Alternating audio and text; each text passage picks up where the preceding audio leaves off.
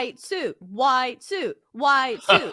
Aren't we all hoping that Rick Pitino breaks out the white suit for this one? Like, he's gotta. This is like an iconic game between two heavyweight head coaches where you see like all these old pictures of them like coaching against each other.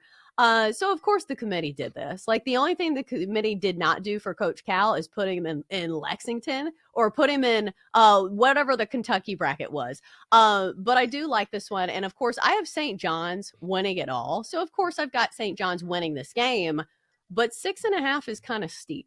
So I don't think I'm going to be laying it with the Johnnies. I think we do get a close game. Arkansas kind of fits the profile of one of those teams coming out of a really good conference that, you know, they played tough competition, and it does feel like they're playing their best basketball of the year right now. So I'm not going to lay it with the Johnnies, but I do think it's Rick Pitino that advances, and I'm hoping to God that he brings out the white suit. Yes, that's the primary takeaway here. He's got to wear the white suit. He has to lean into it. They ask him before the game, what's the plan? He goes, I want to pimp a win today, slap the hogs back to the fat meat, and just walk off like straight pimp style. That's what he needs to do. And here's the thing. You know they planned on this because think about if Coach Cal had lost, it would have been Rick Pitino and Bill Self. So they absolutely made sure they were going to have Hall of Fame coach versus Hall of Fame coach in the next round because there was no way that Rick Pitino and St. John's were going to lose in the opening round. Bring back the white suit. I cannot wait. Pimp a win. Make that your thing this bracket season, Jinx. Pimp a win. I really like St. John's as a team. I've seen them play in person a couple of times as well. Just like a very good, well-disciplined team.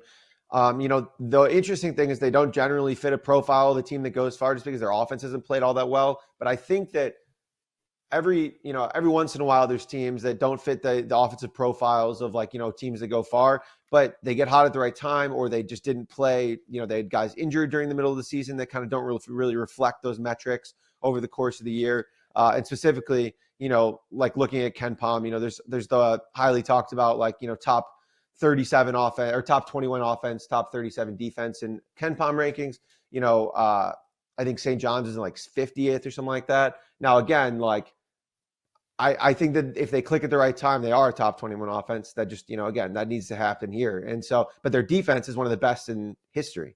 Literally one of the best ever. And so that can carry them to a certain extent. We've seen that in years past where that takes teams far. It's just about when the defense stalls or another team gets hot, can the offense kind of close that gap or not have a long drought where, the first half against Omaha was kind of scary. They didn't score for a little bit. And then, everything clicked in the second half and they win by 30 and it doesn't matter. So that kind of offensive prowess needs to be kept up throughout the other tournament against actual better competition.